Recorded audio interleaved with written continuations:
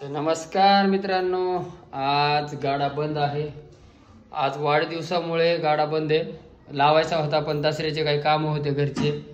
राहिला एकच दिवस दसऱ्याला. थोडी साफसफाई घराची राहिली होती तर पूर्ण साफसफाई क्लीन केली आहे मॅडमने आज. पूर्ण खूप आवरावरी हे बघा, हॉल वगैरे चालू आहे, अजून पण चालू आहे.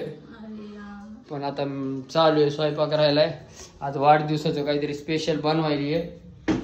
काय माहिती काय बनवायली. सगळीकडून शुभेच्छा तर मी दिल्या त्यांना वाढदिवसाच्या. पण आता या व्हिडिओ मध्ये पण तुम्हाला वाढदिवसाच्या खूप खूप खूप साऱ्या शुभेच्छा आणि खूप असं उदंड आयुष्य तुम्हाला मिळो.